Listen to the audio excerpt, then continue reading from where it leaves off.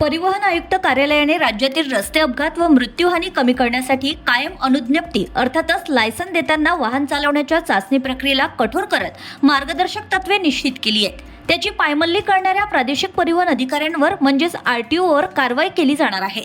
दरम्यान राज्यात 80% अपघात वाहन चालकाच्या निष्काळजीपणामुळे होतात। हे अपघात कमी करण्यासाठी परिवहन आयुक्त कार्यालयाने स्वयंचलित ड्रायव्हिंग चाचणी ट्रॅक याचा प्रकल्प राबविण्याचं निश्चित केलंय। हा प्रकल्प कार्यान्वित होण्यापूर्वी आरटीओतील वाहन चाचणी प्रक्रिया कठोर करण्याबाबत मार्गदर्शक तत्वे निश्चित करून 3 डिसेंबरला सर्व आरटीओला त्याची अंमलबजावणीचे आदेश दिले गेले आहेत।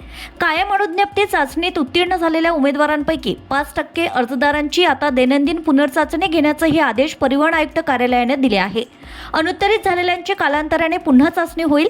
याबाबतचा अहवाल प्रत्येक महिन्याच्या शेवटी प्रादेशिक परिवहन अधिकाऱ्यांना संबंधित अधिकाऱ्याला सादर करावा लागणार आहे।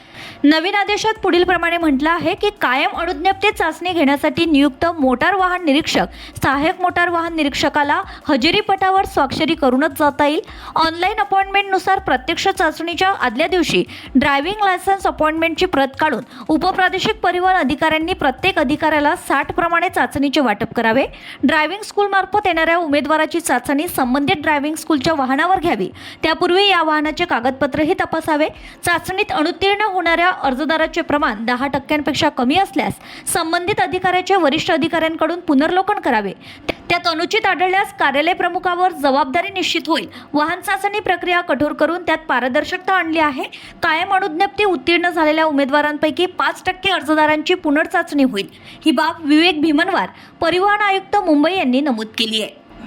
Bureau report RCN news.